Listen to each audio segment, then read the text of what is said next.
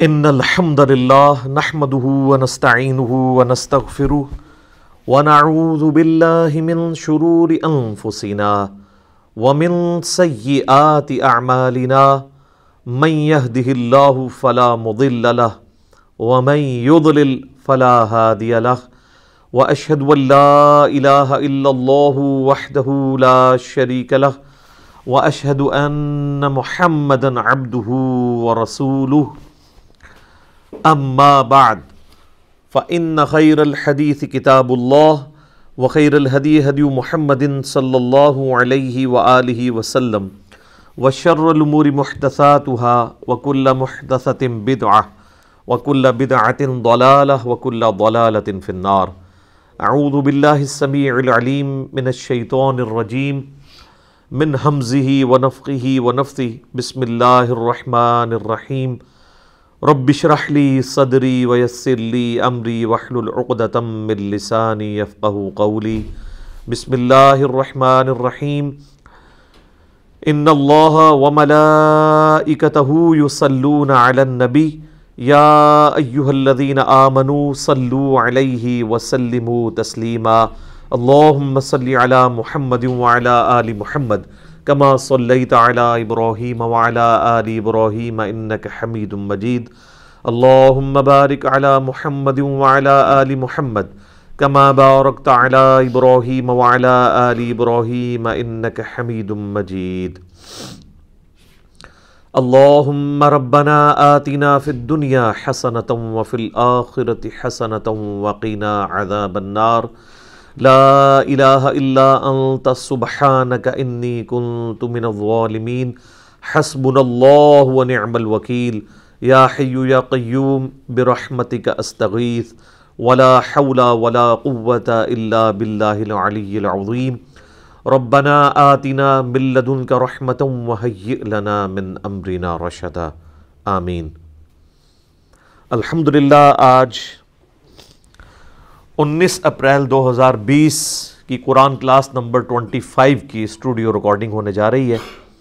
آج انشاءاللہ تعالی ہم سورۃ البقرہ کی آیت نمبر 168 سے سٹارٹ کریں گے، اور یہ 168 اور 169 دونوں بڑی اہم آیات ہیں، بلکہ اس سے بھی اگلی سب کی سب ہی اہم ہیں.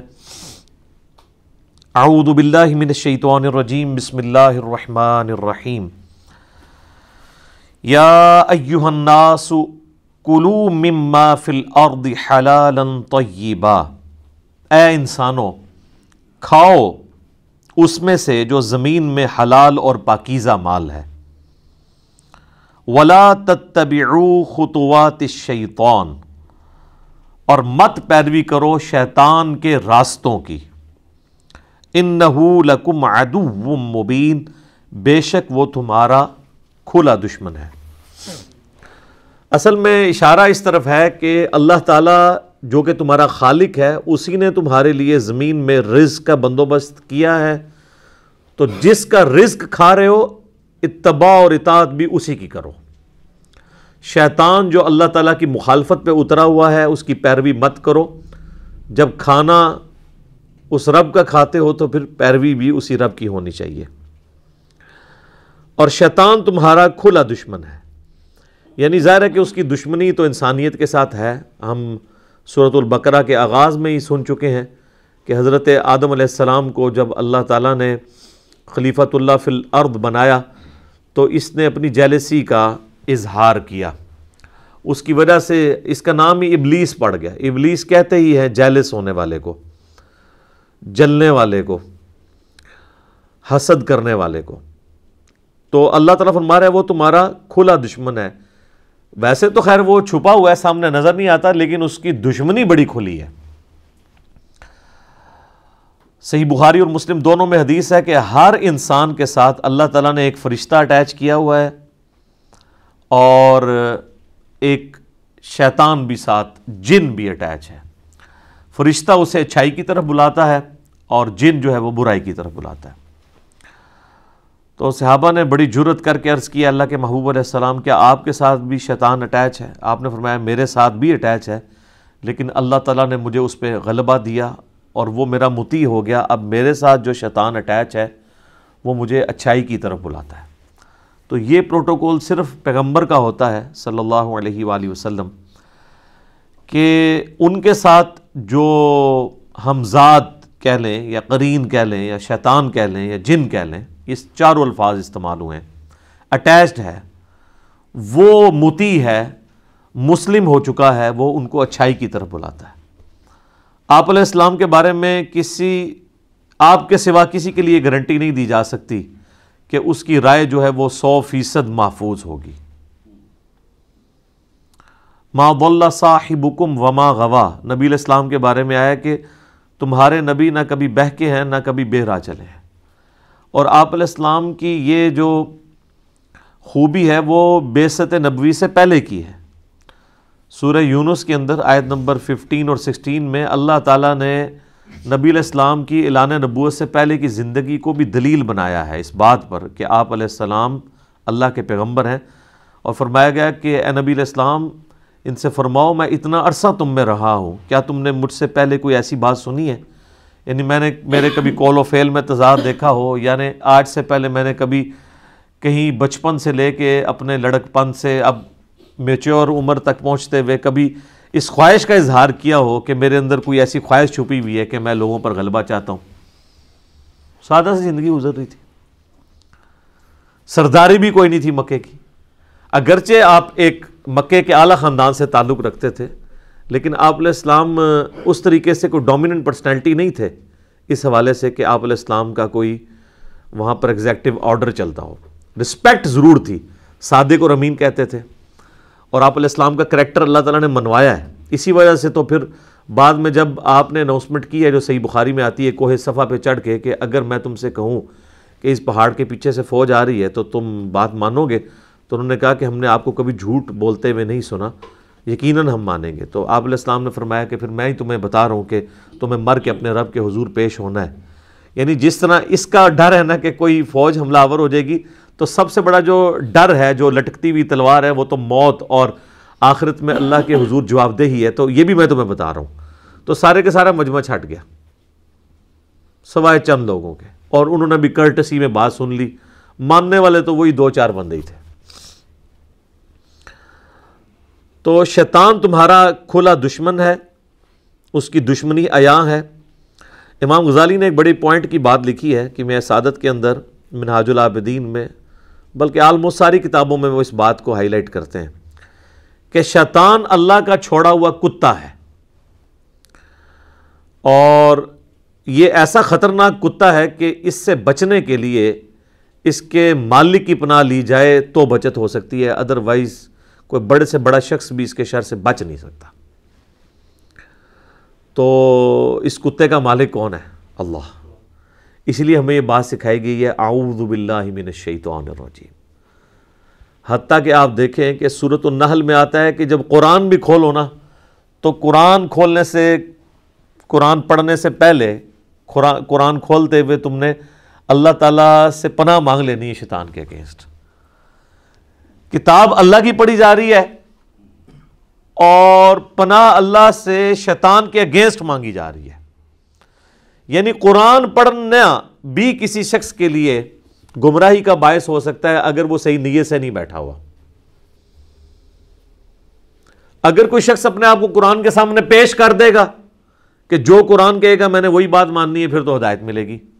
اور اگر کوئی شخص یہ زبردستی کرنے کی کوشش کرے گا کہ میرے جو پریویس عقائد اور نظریات جو میں آباء و اجداد سے لے کے چل رہا ہوں، قرآن کو توڑ موڑ کے اس میں فٹ کرنے کی کوشش کروں، اپنا نوالا قرآن کے منہ میں ڈالوں، تو سر پھر آپ قرآن کی تفسیریں بھی لکھ کے مر جائیں، آپ ایاک نعبد و ایاک نستعین کا مطلب ہی نہیں سمجھ پائیں گے، جو اکثریت کا حال ہے۔ اس لیے شیطان کے بارے میں ہمیشہ کانشیس رہنا چاہیے، اور اس کے لیے سب سے بہترین دعا جو بخاری مسلم میں تعلیم کی گئی ہے وہ ہے اعوذ باللہ من الشیطان الرجیم۔ ابو داؤد میں یہ بھی الفاظ ہیں سورۃ الفاتحہ سے پہلے نماز میں پڑھنے کے لیے، اعوذ باللہ السمیع العلیم من الشیطان الرجیم من ہمزہ ونفخہ ونفثہ۔ یعنی اس کی جتنی بھی چالیں ہیں، وہ جو پھونک مارتا ہے، وہ جو وسوسہ دلاتا ہے، ہر چیز کے اگینسٹ اللہ کی پناہ طلب کی جائے۔ اور یہ شیطان اتنا خطرناک ہے کہ سورۃ المومنون میں نبی علیہ السلام کو حکم ہوا ہے، اے نبی آپ بھی اللہ سے پناہ مانگا کریں شیطان کے اگینسٹ۔ یہاں لوگ کہتے ہیں نہیں ہمارے بزرگ پہنچے ہوئے ہیں جناب، وہ تو جس کو چاہے قید کر سکتے ہیں۔ اللہ کے نبی علیہ السلام کو حکم ہے کہ اے نبی آپ بھی اللہ کے حضور پناہ مانگا کریں شیطان کے اگینسٹ، اور اس چیز کی بھی پناہ مانگیں کہ شیطان آپ کے قریب بھی آئے، صرف اس کے وسوسوں سے نہیں، آپ کا قرب بھی نہ وہ حاصل کر سکے۔ یہ اتنا کریٹیکل ایشو ہے۔ تو ایک تو یہ دعا ہوگی اعوذ باللہ من الشیطان الرجیم، ایک اور دعا ہے لا حول ولا قوت الا باللہ، یہ بھی بخاری مسلم دونوں میں ہے۔ صحابہ کرام کہہ رہے ہیں ہم ایک سفر پہ روانہ تھے، یہ ہم نے بلو والے کارڈ کے اوپر یہ وظیفہ بھی ڈالا ہے، ان احادیث کے نمبر بھی بخاری مسلم کے حوالے سے لکھے ہوئے ہیں۔ تو ہم میں سے کوئی شخص اپنی سواری پہ سبحان اللہ بلند آواز سے کہہ رہا تھا، کوئی اللہ اکبر کہہ رہا تھا، کوئی لا الہ الا اللہ کہہ رہا تھا۔ اب دیکھیں یہ ان سے بڑے کو وظائف ہیں، میرا یوٹیوب کے اوپر کلپ ہے کہ سب سے بہترین وظیفہ وہ ہیں یہ الفاظ سبحان اللہ الحمدللہ اللہ اکبر اور لا الہ الا اللہ، یعنی اللہ کی تسبیح، اس کی تحمید اور اس کی تحلیل کہتے ہیں لا الہ الا اللہ کو، اور اس کی تکبیر یعنی اللہ اکبر۔ تو صحابہ کرام اپنی اپنی وظائف کر رہے ہیں اور بلند آواز سے، تو نبی علیہ السلام نے ان کو روک دیا۔ آپ علیہ السلام نے فرمایا کہ تم کسی بہرے یا غائب کو نہیں سنا رہے، تم اس ہستی کا ذکر کر رہے ہو جو تمہاری اونٹ کی گردن سے بھی زیادہ تمہارے قریب ہے۔ وہ قرآن میں بھی ہے نحن اقرب الیہ من حبل الورید۔ پھر آپ علیہ السلام فرمایا کہ میں تمہیں جنت کے خزانوں میں سے ایک خزانہ نہ دے دوں جو اللہ نے مجھے عطا کیا ہے۔ اچھا یہ 4 وظیفے کو کم تھے؟ تو نبی علیہ السلام اس سے بھی اوپر کا ایک وظیفہ بتا رہے ہیں۔ تو آپ نے فرمایا لا حول ولا قوت الا باللہ، نہیں ہے ہمت گناہ سے بچنے کی اور نہ طاقت نیکیاں کرنے کی مگر اللہ کی توفیق سے، مگر اللہ کی مدد سے۔ لا حول ولا قوت الا باللہ، یہ اسماء اعظم میں سے ہے، اللہ تعالیٰ کے بڑے اسماء میں سے، بڑے ناموں میں سے۔ اور جو ابو داؤد میں اور ترمذی میں صلاۃ التسبیح والی حدیث ہے اس میں یہی کلمہ 300 دفعہ پڑھا جاتا ہے، سبحان اللہ والحمد للہ ولا الہ الا اللہ واللہ اکبر، یہ 4 کلمات۔ بعض لوگوں نے اس میں ولا حول ولا قوت الا باللہ ایڈ کیا، وہ صلاۃ التسبیح میں تو نہیں آتا لیکن الگ سے ضرور ہے۔ صحیح بخاری میں ہے کہ نبی علیہ السلام جب بھی رات کو آپ کی آنکھ کھلتی تھی تو آپ پڑھتے تھے لا الہ الا اللہ وحدہ لا شریک لہ لہ الملک ولہ الحمد وہو علی کل شیء قدیر سبحان اللہ والحمد للہ ولا الہ الا اللہ واللہ اکبر ولا حول ولا قوت الا باللہ۔ اور ابن ماجہ میں آتا ہے الا باللہ العلی العظیم، جو میرا ایک کلپ بھی ہے 6 کلموں کا ثبوت، ان میں سے 4 ثابت ہیں، باقی 2 علماء کے بنائے ہوئے، تو 4 کلموں کا ثبوت ہے۔ تو یہ تیسرا کلمہ جسے ہم کہتے ہیں یہ بھی ثابت ہے، تو وہاں پہ بھی لا حول ولا قوت الا باللہ آتا ہے۔ تو یہ صبح و شام کے وظائف میں بھی اسے کرتے رہنا چاہیے، اور اس نیت کے ساتھ کہ آپ اللہ تعالیٰ کی پناہ حاصل کر رہے ہیں شیطان کے اگینسٹ۔ انما یأمرکم بالسوء والفحشاء، وہ تو تمہیں صرف برائیوں کا ہی حکم دیتا ہے جو شیطان ہے، اور بے حیائی کا۔ وَأَن تَقُولُوا عَلَى اللَّهِ مَا لَا تَعْلَمُونَ، اور یہ کہ تم اللہ سے متعلق وہ بات کرو جس کا تمہیں علم ہی نہیں ہے، یعنی اللہ پر جھوٹ باندھو۔ سر یہ ایک آیت پہ 1 گھنٹہ بولا جا سکتا ہے کہ شیطان کی 3 اللہ تعالیٰ نے چیزیں ہائی لائٹ کر دی ہیں جو کرتا ہے تمہارے ساتھ۔ نمبر 1، ہر برائی کا حکم دیتا ہے وہ، یعنی دنیا میں کوئی بھی برائی ہے نا اس کی طرف آپ کو مائل کرے گا۔ نمبر 2، بے حیائی کا حکم دے گا. تو مجھے بتائیں بے حیائی برائی نہیں ہے؟ تو اسے سنگل آؤٹ کیوں کیا اللہ تعالیٰ نے؟ کہ سب سے جو ٹاپ آف دا لسٹ برائی ہے وہ بے حیائی ہے، اس لیے اسے الگ سے مینشن کیا. جیسے میں کہتا ہوں نا ایاک نعبد و ایاک نستعین، تو نستعین نعبد میں شامل ہے دعا کرنا، لیکن اسے الگ سے اس لیے کیا گیا کہ سب سے زیادہ شرک اسی میں گھستا ہے. عبادت تو سارے ہی اللہ کی کر رہے ہوتے ہیں، جب مدد مانگنے کی باری آتی ہے تو بابوں کو پکارنا شروع کر دیتے ہیں. تو جو چیز خطرے کا باعث تھی اسے اللہ تعالیٰ علیحدہ سے مینشن کر دیتا ہے. وہ تو تمہیں صرف اسی کام کا حکم دیتا ہے کہ تم برائی کرو اور بے حیائی کے کام کرو، اور ان تقولوا علی اللہ ما لا تعلمون. سر اس کے اندر تو سمندر چھپا ہوا ہے. اللہ کے بارے میں ہر وہ بات کر دو جس کے بارے میں تمہیں علم نہیں ہے، بغیر علم کے اللہ پہ بہتان ڈال دو. تو اس وقت انسانیت کی اکثریت یہی کر رہی ہے، مسلمانوں کی اکثریت یہی کر رہی ہے. یہ اللہ پر بہتان ہی ہے نا. وہ ایک پھیرا ہی لگے گا جی انشاءاللہ جنت ہی پہنچ ہی جانا ہے. یہی بات جب یہودیوں نے کی تو سورۃ البقرہ میں اللہ نے فرمایا تم سے کوئی اللہ نے عہد لیا ہوا ہے؟ کس طرح تم اللہ کے بارے میں اتنا یہ دلیری کے ساتھ جملہ بول رہے ہو کہ اللہ تعالیٰ ہمیں صرف لوگوں کی آنکھوں میں دھول جھونکنے کے لیے ایک دوزخ کا پھیرا لگوائے گا پھر جنت میں لے ہی جائے گا. یہ اللہ کے اوپر بغیر علم کے بہتان باندھنا.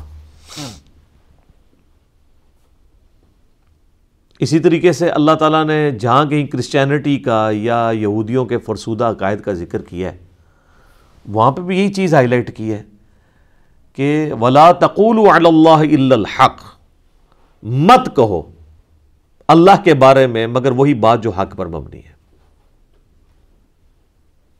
اور سٹارٹ اسی سے لیا، یا اہل الکتاب لا تغلوا فی دینکم. یہ سورہ نساء میں بھی ہے، سورۃ المائدہ میں بھی. اے اہل کتاب اپنے دین میں غلو نہیں کرنا. یعنی دین میں غلو کیا ہے کہ جو اللہ اور اس کے پیغمبر نے کوئی بات بتائی تھی اس میں یا ایڈیشن کر دینا یا اس میں سے کچھ نکال لینا، یہی غلو ہے نا. تو دین کے معاملے میں غلو نہیں کرنا. وَلَا تَقُولُوا عَلَى اللَّهِ إِلَّا الْحَقِّ، اور اللہ کے بارے میں کوئی بات نہیں بیان کرنی مگر وہی جو حق پر مبنی ہوگی. تو یہ اللہ کے بارے میں جو کچھ بھی کہا جا رہا ہے وہ اللہ جی بڑا غفور رحیم ہے جی، انہوں ساڑھو نمازہ نہیں چاہیے دیا. یہ لوگ کہتے ہیں نا، مسلمانوں کی اکثریت یہی کہتی ہے نا، کم از کم نماز نہ پڑھنے والے تو کہتے ہیں. یہ تو اکثریت میں تو وہی ہے نا. پڑھنے والوں میں بھی کئی کہہ رہے ہوتے ہیں، تو نہ پڑھنے والے تو آلموسٹ 100% یہ کہہ رہے ہوتے ہیں. تو جناب یہ جو اللہ کے اوپر جھوٹ یہ باندھ رہے ہیں کہ اللہ نو ساڑیاں نمازہ نہیں چاہیے دیا، تو اللہ کو کیا چاہیے؟ آپ کا آپ کے گناہ چاہیے اس کو. ہر وہ نیکی کا کام جو وہ آپ سے ایکسپیکٹ کر رہا ہے. تو یہ کائنات اللہ تعالیٰ نے اس لیے بنائی ہے کہ کھیل کود کیا جائے، ادھر اس نے اس لیے بنائی ہے کہ سیریس کریشن ہے، اس کو رسپانس کیا جائے. ہاں اس کا جزوی پہلو درست ہے کہ اللہ کو ان نمازوں کا فائدہ نہیں ہے. فائدے کے اعتبار سے یہ بات صحیح ہے، فائدہ ہمیں ہے. لیکن جو لوگ کہہ رہے ہوتے ہیں وہ اس سینس میں نہیں کہہ رہے ہوتے. وہ یہ کہہ رہے ہوتا ہے کہ بے اللہ کے فرشتے تھوڑے نے عبادت کرنے والے، وہ ساڑھی نمازوں ہی بیٹھا ہے. تو اس اعتبار سے اگر کوئی کہہ رہا ہے تو وہ تو ویسے ہی کفر ہے. اللہ تو پھر فرشتوں پہ بھی نہیں بیٹھا ہوا، اللہ کو تو پھر فرشتوں کی بھی نمازیں نہیں چاہیے. اگر یہی بات مان لی جائے تو اللہ کو اس کا مطلب فرشتوں کی نمازیں چاہیے، آپ کی نہیں چاہیے. تو یہ بات غلط ہے. فرشتے عبادت کریں یا ہم کریں یا جنات کریں، سب کے سب کا اپنا نفع ہے، اللہ کو کوئی فائدہ نہیں ہے اس کا. لیکن ہمیں تو چاہیے، اللہ کو اپنے بندوں سے نافرمانیاں تو نہیں چاہیے. اچھا اس میں ایک بڑی زبردست آیت ہے. میں کہتا ہوں جب میں وہ آیت پڑھتا ہوں نا، ان کے پورے کے پوری جو ڈاکٹرین ہے نا وہ تباہ ہو جاتی ہے، پلس مسئلہ تقدیر بھی اس میں ریزالوڈ ہے. وہ ہے جناب سورہ الزمر کے سٹارٹ ہی میں وہ آیت آتی ہے. آیت نمبر ہے جناب 7. آپ کا جو بلو والا قرآن ہے نا جی، اس میں 460 پیج ہے. سورہ الزمر سورت نمبر 39 ہے اور اس کی آیت نمبر ہے 7. کیا بات ہے جی. میں کہتا ہوں جی قرآن جس طرح کھول کے اپنے نظریات بیان کرتا ہے نا، اس میں تو کسی ویلیو ایڈیشن کی ضرورت ہی نہیں ہے. ان تکفروا فإن اللہ غنی عنکم، اگر تم اللہ کا کفر کرو گے، اللہ کی نافرمانی کرو گے، اللہ کی ناشکری کرو گے تو یاد رکھنا اللہ تعالیٰ اس چیز سے بے پرواہ ہے، اس کو کوئی فرق نہیں پڑنا۔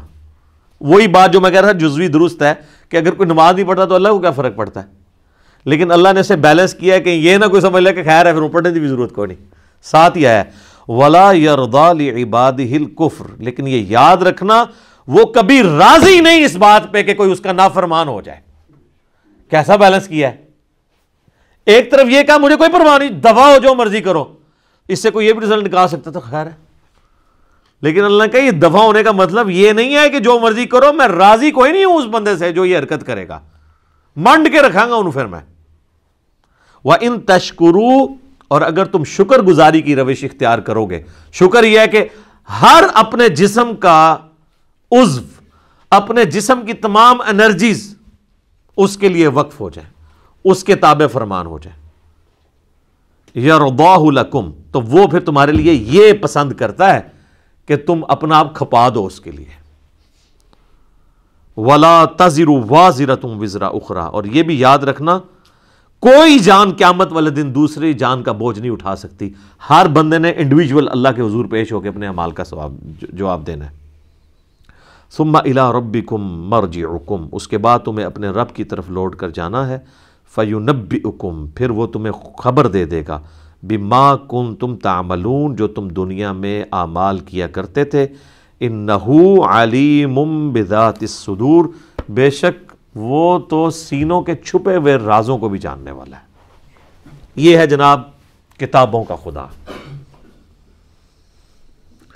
مجھے اگلے دن ایک بھائی نے نا، ہمارے جو سوشل میڈیا کا ایک چینل چلاتے ہیں، مجھے کہتے ہیں علی بھائی وہ آپ نے مسلم شریف کا مقدمہ ریکارڈ کرایا تو اس میں آپ نے کچھ زیادہ دفعہ ہی بول دیا ہے کہ مرنے سے پہلے اے مسلمان کر لے اس پہ غور، کتابوں کا خدا اور ہے، بابوں کا خدا اور۔ میں نے کہا کوئی نہیں، 8 یا 10 دفعہ بولا ہوگا تو تھوڑا ہے۔ میں نے کہا 31 دفعہ تو فبی آلاء ربکما تکذبان ایک صورت میں آیا ہے، 2-2.5 صفحوں کی، یہ تو 31 دفعہ کم از کم بولنا چاہیے 1 گھنٹے کے لیکچر کے اندر۔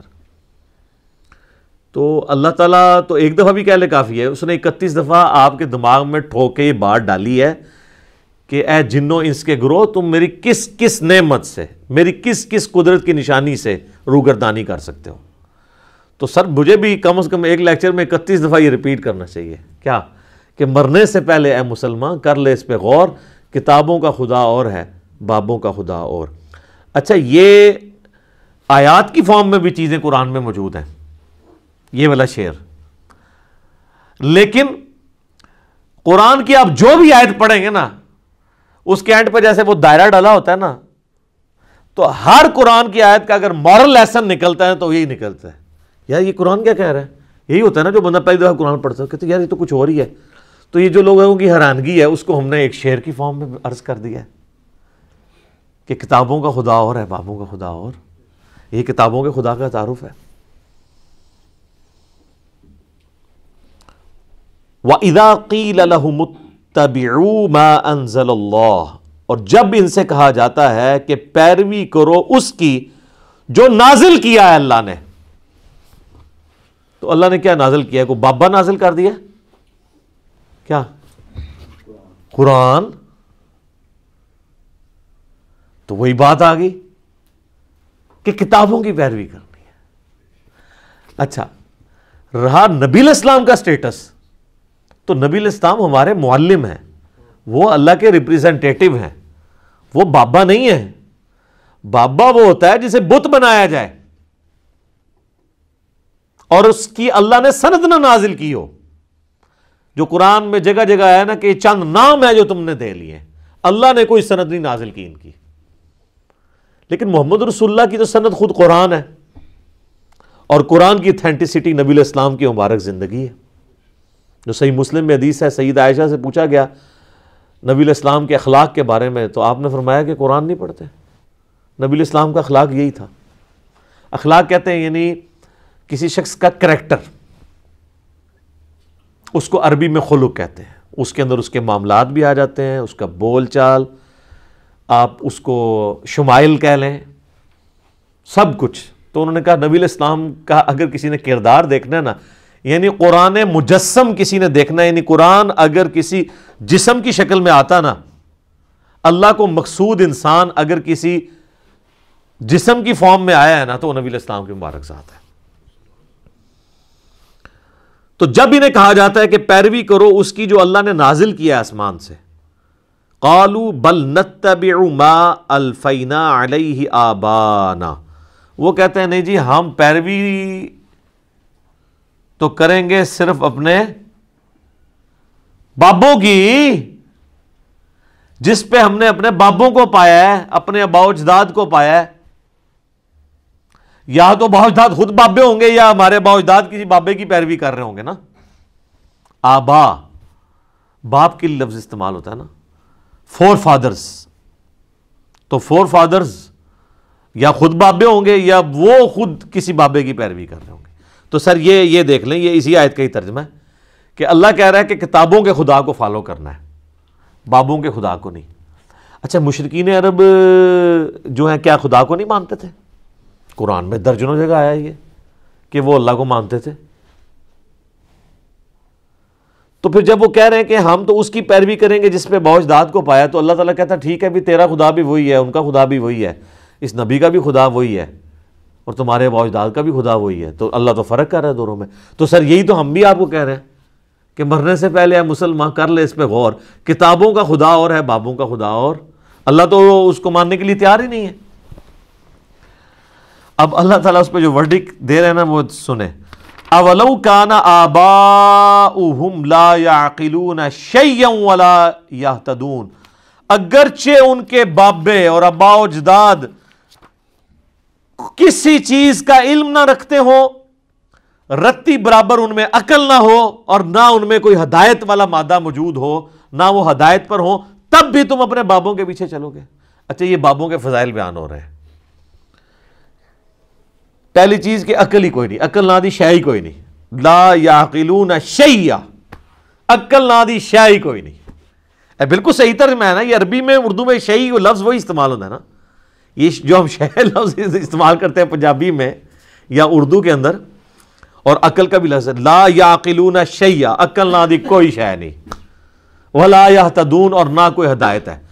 مجھے بتائیں اس آیت کو ترجمہ کرنے کے لیے کو آپ کو عربی آنا ضروری ہے؟ کتنے سادے سے الفاظ ہیں۔ اللہ ہمارا اگر تمہارے آباء و اجداد کو رتی برابر عقل بھی نہیں ہے، ہدایت پہ بھی نہیں ہے، پھر بھی ان کے پیچھے چلنا ہے۔ تو یہیں پہ جب لوگ دعوت حق سے اٹیچ ہوتے ہیں تو لوگوں کو کہہ رہے ہوتے ہیں یار وہ تیرا ابا تے اتھے ہاتھ بندہ سی، تنوں کیا ہو گیا؟ وہ تیرے ابا جی تے اتھے عرس تے ہر سال جاندے سن، تو کہنا جناب دربار ہی غلط نے۔ تو ان کو پھر آپ یہی آیت سنا دیا کریں، سورۃ البقرہ کی آیت نمبر 170، آپ یہ کہہ دیا کریں آگے سے، اولو کان آباؤنا، اس کو ہے ہم کے سیگے میں بھی کر سکتے ہیں، اولو کان آبانا لا یعقلون شیئا ولا یہتدون، کیا اگر میرے آباء و اجداد کوئی رتی برابر نہ ان کو عقل تھی تو نہ ان کو ہدایت تھی تب بھی۔ اچھا اس سے یہ بات پتہ چلی کہ بزرگ اگر اللہ کی ہدایت کی پیروی نہیں کر رہے، اللہ کی نازل کردہ کتابوں کی پیروی نہیں کر رہے، تو ان کی گستاخی کرنا کس کی سنت ہے؟ اللہ کی۔ تو سب اللہ کی سنت پہ بھی عمل کیا کریں، نبی علیہ السلام کی سنت پہ عمل کرتے ہیں، ہم تو دیکھیں دونوں سنتوں پہ عمل کرتے ہیں۔ یہ کہتے ہیں نا وہ ہمارے ہر ٹائم بابیاں نو پڑھتا رہتا ہے، بھائی جی یہ سنت اللہ ہے، اس سنت پہ عمل کرنا ہے۔ آپ دیکھ لیں سٹارٹ کس سے ہوا تھا۔ اللہ تعالیٰ فرما رہا ہے کہ شیطان تمہیں حکم دے گا کہ تم اللہ کے بارے میں ہر وہ عقیدہ منسوب کر دو بغیر علم کے، یہاں سے بات سٹارٹ ہوئی تھی نا۔ تو اللہ کے بارے میں ان لوگوں نے جو کچھ آپ کو بتایا بغیر علم کے۔ اب میرا ایک معصومانہ سوال ہے کہ بخاری مسلم دونوں میں حدیث ہے، مسلم کی پہلی حدیث یہی ہے کہ مولا علی علیہ السلام کہتے ہیں کہ نبی صلی اللہ علیہ وآلہ وسلم نے فرمایا جس شخص نے میری طرف جھوٹ منسوب کیا وہ اپنا مقام دوزخ میں دیکھ لے۔ اچھا اگر کوئی رسول اللہ کے اوپر جھوٹ باندھے وہ تو ہے دوزخی، اور جو اللہ کے اوپر جھوٹ باندھے وہ جنتی ہے، مجذوب ہے، کلندر ہے، پہنچیا ہے کتنے؟ آپ دیکھیں رسول اللہ پر جھوٹ باندھنا دوزخ میں جانا ہے، اللہ پہ جھوٹ باندھنا اس سے بڑا جرم ہے۔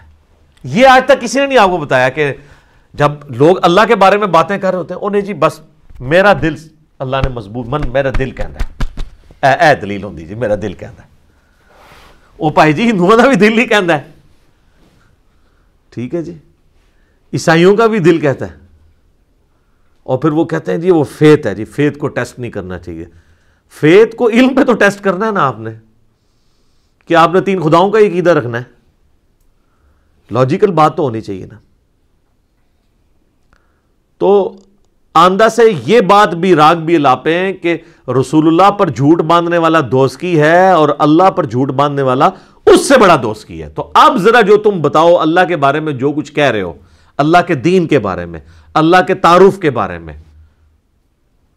یار جب بھی کوئی شخص دین کے بارے میں بولے گا تو اس کی سند تو آسمان سے نازل ہونی چاہیے نا کیونکہ دین تو آسمانی ہے تو اب جب کبھی کوئی شخص دین پہ کلام کرے تو اسے یہ بتا دیجئے گا کہ رسول اللہ پر جھوٹ باندھنے والا دوست کی ہے بخاری مسلم کے تحت اور اللہ پر جھوٹ باندھنے والا سورۃ البقرہ کی آیت نمبر 168 169 170 ان تینوں کا سیدھا سادہ رزلٹ یہ ہے کہ اللہ پہ جھوٹ باندھنے والا بھی سیدھا دوست کی ہے تو اب ہاں بات کرو دین کے اوپر تو اگر اس میں تھوڑا سا بھی خوف خدا ہوا نا ادھر ہی رک جائے گا کیونکہ ساری کہانیاں ہی چل رہی ہیں وہ کہے گا یار میں پھر اُن کہندے نے پتہ نہیں منو پتہ تے نہیں ہے بس میں سنیا میں پڑھیا کدھرے نہیں ہے تو بولنا کیوں پیا میں جے تو سنے ہی ہے خالی اچھا سنی بھی وہ بات یاد ہے جو اپنے مطلب کی ہے ہاں جو لوگ چیخ چیخ کے ساڑھے کلپ شیئر کرا رہے ہیں اور دماغ چوں نکلتے ہوئے بھی نہیں ہو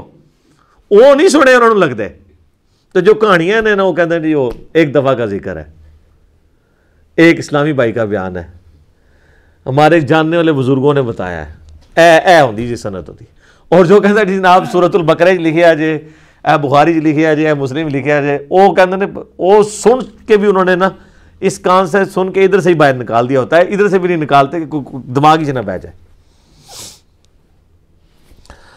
وَمَثَلُ الَّذِينَ كَفَرُوا كَمَثَلِ الَّذِي يَنْقِعُ بِمَا لَا يَسْمَعُ اور مثال ان کی جنہوں نے کفر اختیار کیا ایسی ہے جیسے کوئی چلا رہا ہو ایسے جانوروں کے پیچھے إِلَّا دُعَاءً وَنِدَاءً جو سوائے خالی پکار اور آواز کے کچھ نہ ہو یعنی اللہ تعالیٰ ہمارا ہے جیسے کہ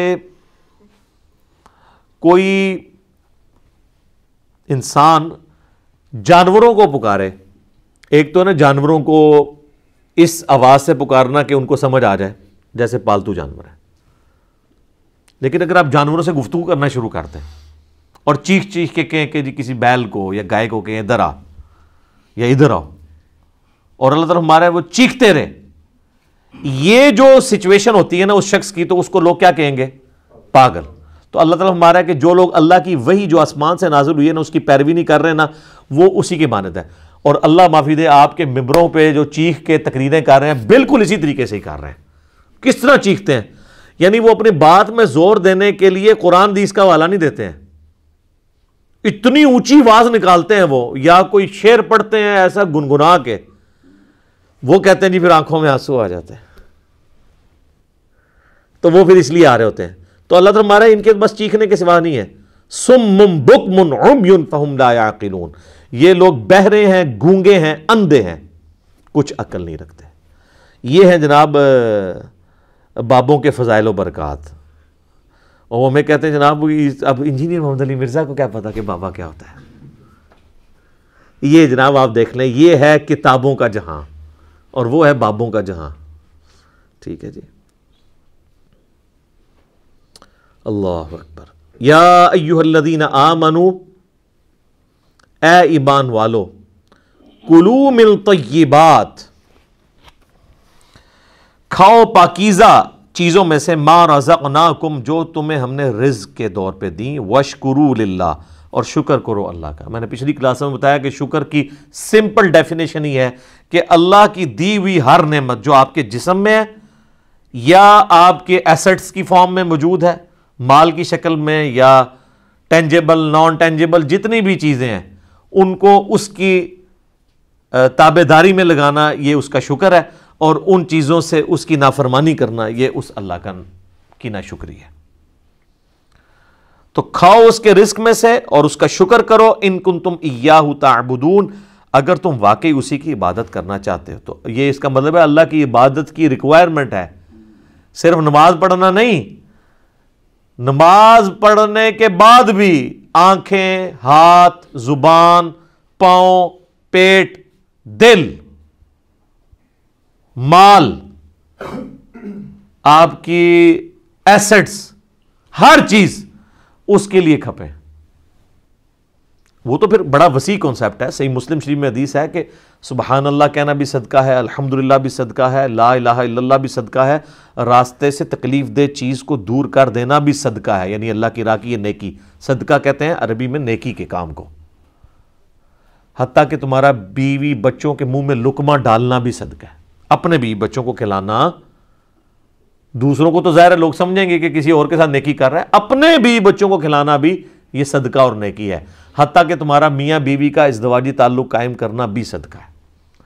تو صحابہ کرام نے باقی چیزیں تو ہضم کر لیں، یہ آخری جو جملہ تھا نا حضور کا، انہوں نے کہا یا رسول اللہ اس میں کون سا مطلب ایک پیور جو ایک کہہ لیں صرف انسانی نہیں، ایک حیوانی جذبہ بھی ہے سیکس، اس کے اوپر بھی ثواب ہے۔ تو آپ نے فرمایا اگر تم یہی ضرورت کسی ایسی عورت سے پوری کرو جو اللہ نے تمہارے لیے حلال نہیں کی تو کیا اس میں تمہیں گناہ ہوگا؟ تو انہوں نے کہا یا رسول اللہ ہوگا۔ تو آپ فرمایا پھر تمہیں اپنی بیویوں سے ازدواجی تعلق کے اوپر ثواب بھی ملے گا۔ یہ ہے کانسیپٹ نیکی کا۔ تو ظاہر ہے جس چیز پہ ثواب مل رہا ہے نا، ہر وہ چیز اللہ کی عبادت میں داخل ہے۔ ماں باپ کے ساتھ حسن سلوک کرنا حقوق اللہ میں سے بھی انڈائریکٹلی بنتا ہے، ڈائریکٹلی تو حقوق العباد ہے، لیکن انڈائریکٹلی اللہ کے حکم ہے۔ تو ماں باپ کے ساتھ جب آپ حسن سلوک کر رہے ہوتے ہیں تو وہ بھی اللہ کی عبادت ہو رہی ہوتی ہے۔ آپ درود شریف نبی علیہ السلام پہ پڑھ رہے ہیں لیکن عبادت اللہ کی ہے، کیونکہ دعا کر رہے ہیں۔ تو دنیا میں ہر خیر جو ہے وہ اللہ کی عبادت ہے، اور ہر شر شیطان کی عبادت ہے۔ پیروی کا ہی تو مسئلہ ہے سارا۔ انما حرم علیکم المیتہ، اللہ تعالیٰ نے تو تم پہ یہی بس 4 چیزیں ہیں جو حرام کی ہیں۔ کون سی؟ نمبر 1 مردار، والدم، اور بہتا ہوا لہو۔ ایک لہو وہ ہوتا ہے جو گوشت کے اندر یا ہڈیوں کے اندر ہوتا ہے، وہ تو نہیں نکلتا۔ یہ ذبح کے وقت جو خون نکل گیا نا، وہ اس کا پینا حرام ہے۔ خون وہ خود پاک ہے، کپڑوں پہ لگ جائے، لیکن اس کا پینا حرام ہے۔ لیکن جو بوٹی کے اندر ہڈیوں کا جو گودا ہے وہ سب کا سب وہ بھی تو خون ہے۔ اسی طریقے سے کلیجی جو آپ بھون کے کھاتے ہیں اتنی مزے، خون کا ہی وہ ہے نا، وہ خون وہ بہتا ہوا نہیں ہے، یہ دم سے مراد بہتا ہوا لہو۔ ولحم الخنزیر، اور خنزیر کا، پگ کا، سور کا گوشت۔ کہتے ہیں جی وہ جناب اس کا نام لے لینا تو کتنے دن؟ 40 دن۔ تو قرآن اس بے شمار دفعہ کا نام ہے۔ اس کا مطلب ہے کہ قرآن میں اگر یہ آیت کوئی پڑھے گا تو نعوذ باللہ اس کی زبان ہی پلید ہو جائے گی۔ سر قرآن میں جب آپ خنزیر کا نام لے رہے ہیں نا تو خا کے اوپر بھی 10 نیکیاں ہیں، نون کے اوپر بھی 10 نیکیاں ہیں، زا پہ بھی 10 نیکیاں ہیں، یا پہ بھی اور را پہ بھی 50 نیکیاں ہیں خنزیر لفظ بولنے کے اوپر قرآن کے اندر جب آپ بول رہے ہیں۔ قرآن میں تو شیطان کا نام لینے سے بھی نیکیاں مل جاتی ہیں، لیکن چھڑا نہیں شیطان کا نام لیا جا رہا ہوتا، اعوذ باللہ من الشیطان الرجیم یہاں پہ۔ تو 3 چیزیں ہوگی، مردار، بہتا ہوا لہو، خنزیر کا گوشت، وما اہل بہ لغیر اللہ، اور ہر وہ حلال چیز بھی جس کے ذبح کے وقت غیر اللہ کا نام لیا گیا ہو۔ ذبح کے وقت کسی اور ہستی کے لیے ذبح کیا جائے۔ ایک ویسے غیر اللہ کا نام تو بولا جاتا ہے چیزوں پہ، ظاہر ہے اب جب کسی نے کوئی گائے پالی ہوئی ہے تو وہ تو یہی کہے گا میری گائے، یا قربانی کے لیے بکرا لیا جائے گا تو یہی کہا جائے گا کہ یہ فلاں کا بکرا ہے۔ تو وہ اس پہ جو غیر اللہ کا نام بولا جا رہا ہوتا ہے وہ اس کی ملکیت کے اعتبار سے بولا جا رہا ہوتا ہے، لیکن جب اس کو ذبح کیا کریں گے تو سر اس پہ پھر تو صحیح مسلم میں تکبیر ہے، بسم اللہ اللہ اکبر، صرف اللہ بھی کہہ کے ذبح ہو جائے گا، اللہ کا نام لینا ہے، لیکن کم از کم اتنی آواز ہے کہ اپنے کان سنیں۔ اگر دل میں پڑا نا تو وہ جانور حرام ہو جائے گا، یہ ذہن میں رکھیے گا۔ اور اس کی حکمت یہ ہے کہ آپ کسی بھی ذی روح کی جان نہیں لے سکتے سوائے اللہ کے نام کے، کیونکہ اس جان کا مالک کون ہے؟ اللہ۔ تو جناب آپ جب میدان جنگ میں کسی کافر کی جان لیتے ہیں نا تو کس کے حکم سے لے رہے ہوتے ہیں؟ اللہ سے. ویسے تو آپ کسی ایک کافر کو ماریں گے نا تو جناب صحیح بخاری میں حدیث ہے جس نے ایک ذمی کافر کو بھی قتل کیا نا وہ جنت کی خوشبو نہیں پائے گا، حتیٰ کہ جنت کی خوشبو 40 سال کی مسافت سے بھی آ رہی ہوگی. کافر کو مارنے سے بھی. یہ جان اتنی قیمتی چیز ہے، لیکن اللہ کے نام پہ جان لی جا سکتی ہے، جانور کی بھی انسان کی بھی. ہاں جب کوئی کیس جوڈیشری کا کیس ہے اس میں آپ نے پھر خود نہیں لینی ہوگی، پھر عدالت نے فیصلہ کرنا ہوگا. یہ نہیں ہے کہ کوئی شخص کہے کہ جی میں نے امت کے وسیع تر مفاد میں اس کو قتل کرنا ہے، یا میں نے جو ہے وہ اپنی جنت پکا کرنے کے لیے فلاں بندے کو قتل کرنا ہے، یہ گستاخ ہے. یہ نہیں، اس میں تو آپ اپنی جہنم ہی پکی کر رہے ہوں گے. تو یہ 4 چیزیں بیان ہوئی ہیں، اور اسی میں امپلائیڈ ہے کہ اگر کوئی شخص غیر اللہ کے نام کے لیے تو ذبح نہیں کرتا لیکن اس کے تقرب کے لیے کرتا ہے، وہ بھی اس میں امپلائیڈ ہے.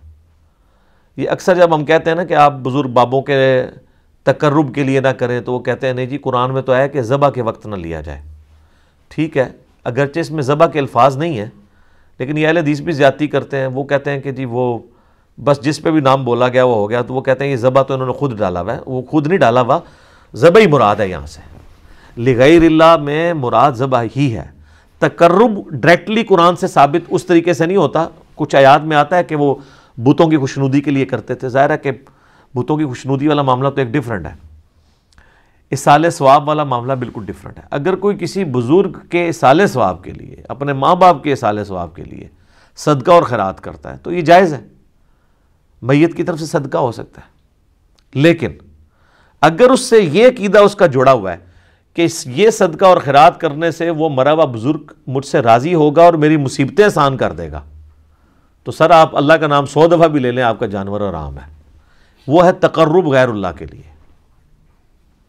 ہاں یہ نیت ہونی چاہیے کہ یہ جو میں ذبح کر رہا ہوں اس کا نفع مرے ہوئے کو پہنچے، نہ کہ مرے ہوئے کا نفع مجھے. الٹ ہے نا، جو ہم ذبح کرتے ہیں اس کا ثواب کسی کو پہنچائے تو ہم اس کو فائدہ پہنچا رہے ہیں، نہ کہ وہ ہمیں پہنچائے گا فائدہ. Point to be noted.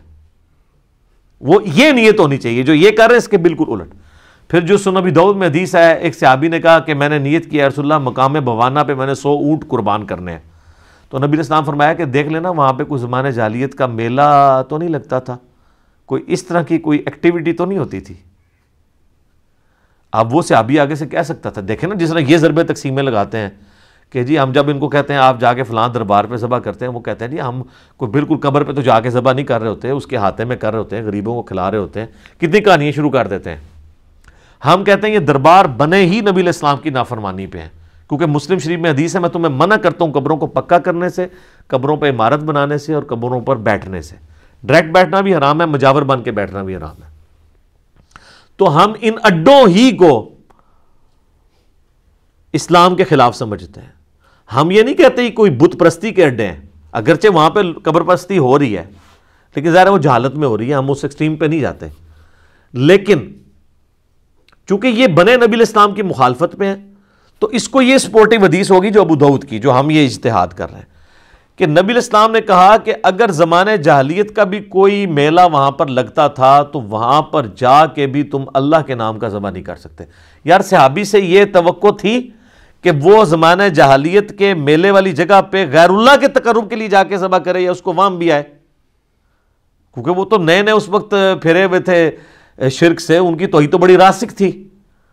انہوں تو بالکل ایک سمجھے جس کو کہتا ہے ٹنا ٹن سنی تو ٹنا ٹن مسلم سن. وہ کہتے ہیں نا ایک ٹی ٹی ایس ہوتا ہے ایک پی پی ایس ہوتا ہے، پلپلا سنی. یہ میں کل مفتی اکمل صاحب کی تقریر سن رہا تھا، اے دیکھ لو ٹی ٹی سنی ہوتا ہے ٹنا ٹن سنی تے پی پی سنی ہوتا ہے جڑا پلپلا سنی، یعنی وہ اپنے علاوہ سارے نوں پلپلا کہتے ہیں. حالانکہ ساری ویڈیوز نے بھی سارے پلپلے ہو گئے نا اللہ کے فضل نال. ٹھیک ہے نا، پلپلا سے انہوں کر دیتا ہے ان کے رہ گیا جے. تو اب وہ صحابی تو ٹنا ٹن مواحد تھے نا، ان سے تو یہ ایکسپیکٹ نہیں تھی کہ وہ غیر اللہ کا تقرب کریں گے. لیکن نبی علیہ السلام نے کہا کہ نہیں، جہاں پہ زمانے جاہلیت کا بھی کوئی میلہ لگتا تھا نا ادھر اللہ کے نام کا بھی نہیں تم نے کرنا. یہ امام الموحدین کی تعلیم ہے. بالکل کاٹ کے رکھ دی ہر چیز کوئی بھی چیز شرک کی طرف لینے والی تھی، لے جانے والی تھی، نبی علیہ السلام نے اس پہ کمپرومائز نہیں کیا۔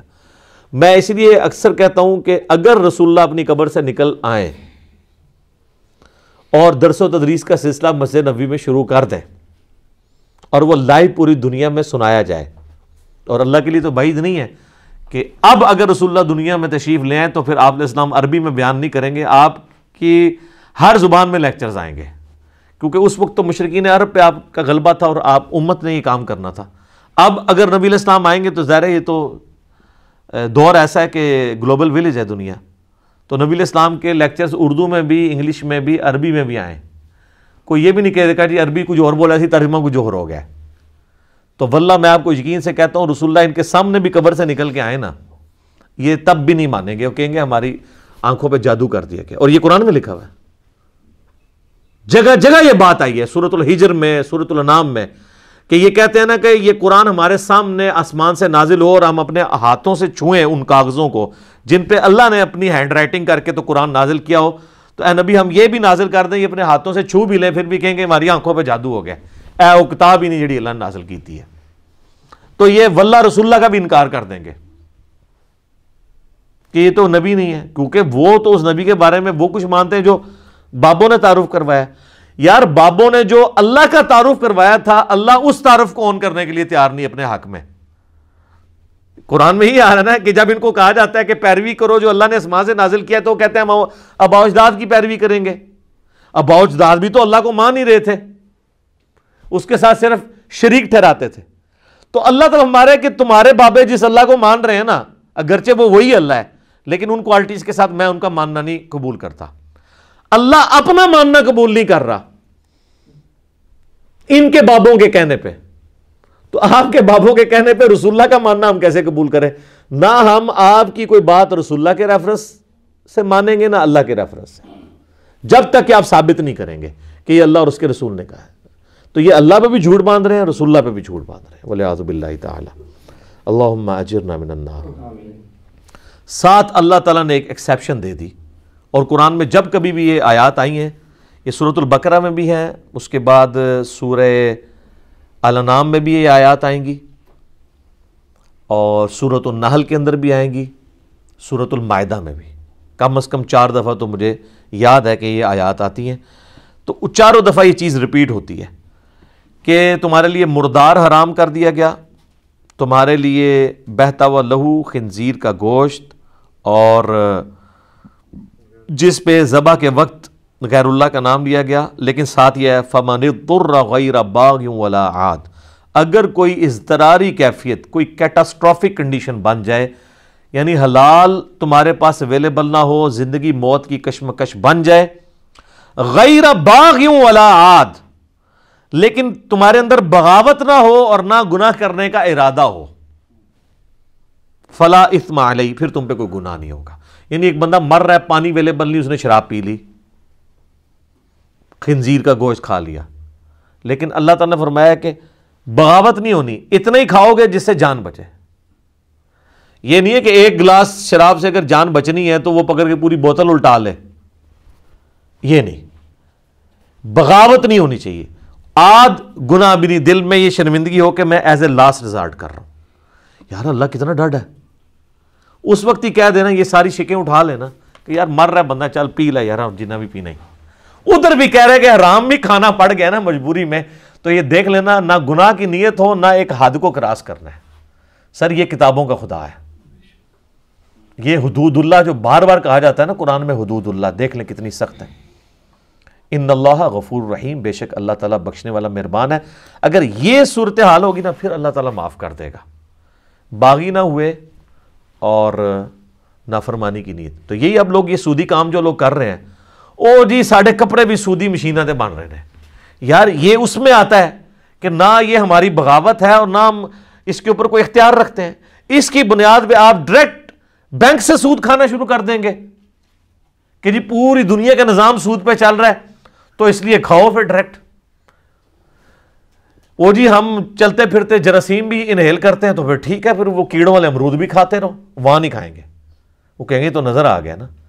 تو یہ جو واضح سود نظر آ رہا ہے آپ کو، کبھی اس کے نام سروس چارجز رکھ دیتے ہیں، ٹھیک ہے، آج کل نواں نہ آ گیا سروس چارجز، منافع کی شرح، انٹرسٹ. ٹھیک ہے، یہ دیکھیں آپ الفاظ ایسے ڈیوائز کیے ہیں کہ کہیں سود کا لفظ، حالانکہ سود کا لفظ بھی کوئی برا نہیں ہے. سود فی نفس ہی یہ فارسی کا لفظ ہے نفع بخش چیز کو. سود مند نہیں آپ لفظ استعمال کرتے، یہ چیز سود مند ہے. یہ تو ہمارے اصل میں اس کے لیے جو ٹرم ہے وہ ربا ہے. ٹھیک ہے، جو عربی کی ٹرم ہے. ظاہر ہے اردو میں اور فارسی میں سود کا لفظ، یہ سود کا لفظ ویسے بدنام ہو گیا ہے. سود لفظ فی نفس ہی برا نہیں تھا، لیکن اب یہ چونکہ ایک اصطلاح استعمال ہوتا ہے تو ہم اسے استعمال کر رہے ہوتے ہیں. محلہ اس لیے بدنام ہو گیا کہ سور تے سود نیڑے نیڑے نے، اس وجہ نال بھی ذرا ایک نیچرلی نا لوگوں نفرت ہوگی اس لفظ نال. ٹھیک ہے، تو اللہ تعالیٰ ہمارا پھر ہم بخشنے والے مہربان ہیں. اچھا، سورہ نحل میں ایک ساتھ پھر ایک اور ایکسیپشن بھی آئی ہے کہ اگر زندگی موت کی کشمکش بن جائے تو تم کلمہ کفر بھی بول سکتے ہو اگر تمہارا دل ایمان پہ ٹھکا ہوا ہے. لیکن یہ بھی ایک سبسسٹنس لیول کے اوپر درجہ ہے. اعلیٰ درجہ وہی ہے جو سنن ابن ماجہ میں حدیث ہے، نبی علیہ السلام نے فرمایا معاذ اللہ کے ساتھ شرک نہ کرنا، خواہ تمہارے ٹکڑے ٹکڑے کر دیے جائیں یا تمہیں زندہ آگ میں جلا دیا جائے. وہ اعلیٰ ترین درجہ ہے. لیکن اس وقت اگر کوئی شخص جان بچانے کے لیے وقتی طور پہ جھوٹ بول لے اور کلمات کفر بھی بول دے تو اسلام میں اس کی اجازت ہے. سورۃ النحل کے اندر اسی کو کہا گیا تقیہ کرنا، یعنی دشمن کے شر سے بچنے کے لیے اپنا بچاؤ کرنا. سورہ آل عمران میں بھی آیا کہ تم تقیہ کر سکتے ہو. ان الذین یکتمون ما انزل اللہ من الکتاب، وہ لوگ جو چھپا لیتے ہیں اس میں سے جو ہم نے کتاب میں نازل کیا. وَيَشْتَرُونَ بِهِ ثَمَنًا قَلِيلًا، اور اس کے بدلے دنیا کا حقیر معاوضہ قبول کر لیتے ہیں. یہ کون ہے؟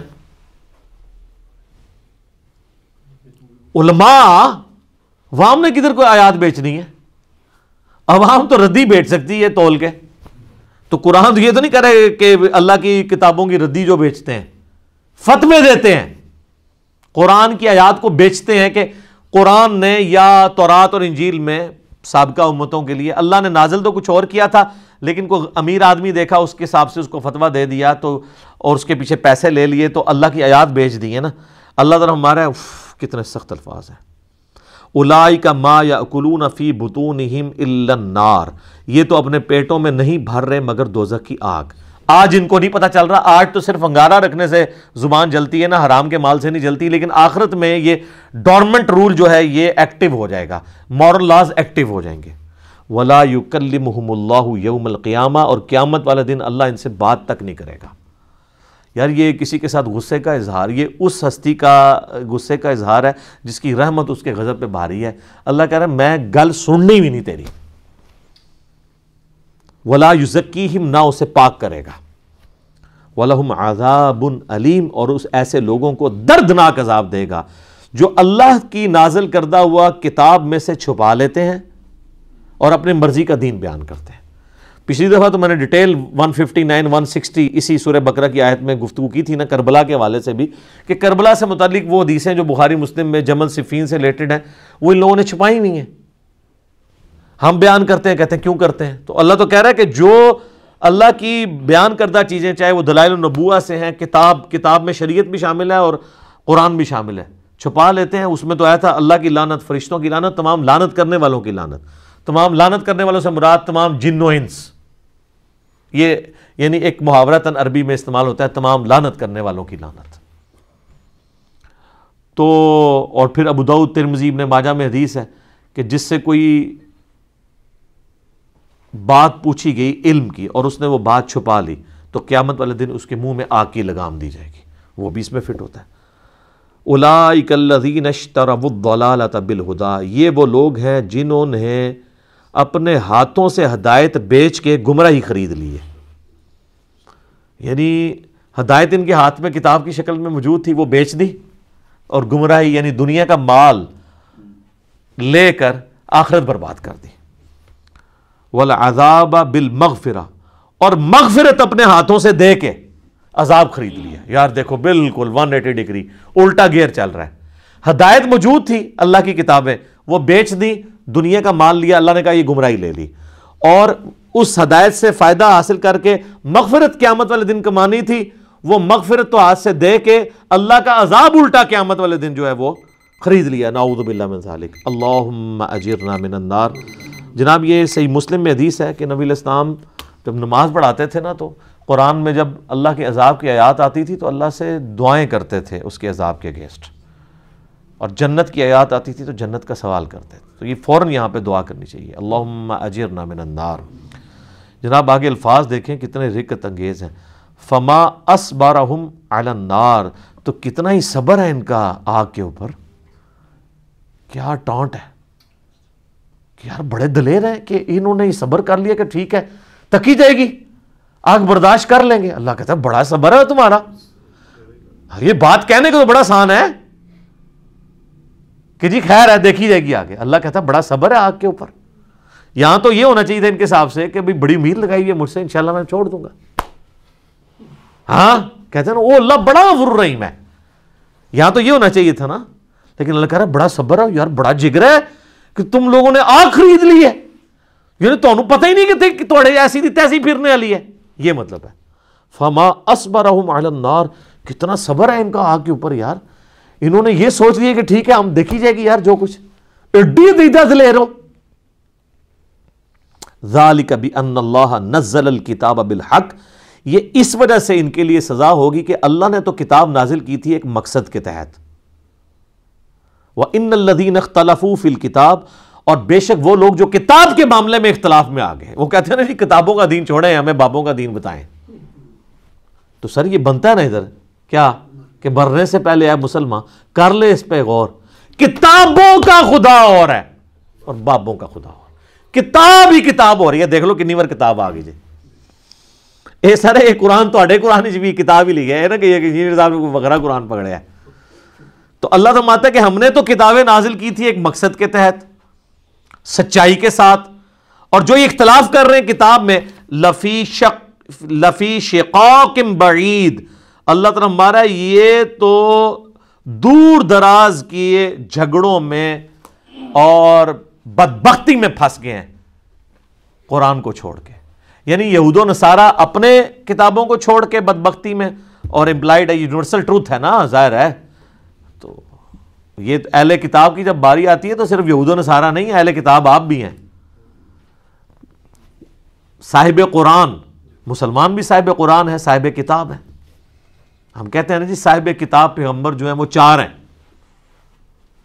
جو ہم مینلی 4 کتابوں کے اعتبار سے بات کر رہے ہیں: تورات، زبور، انجیل اور قرآن.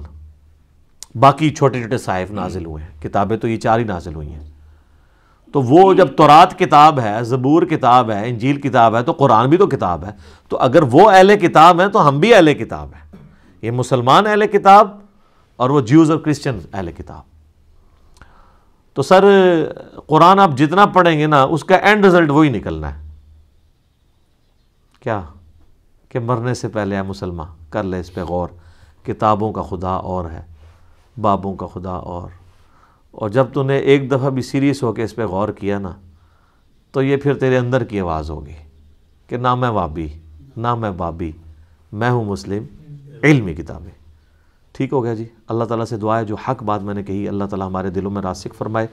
اگر جذبات میں میرے منہ سے کوئی غلط بات نکل گئی اللہ تعالیٰ ہمارے دلوں سے محو کر دے.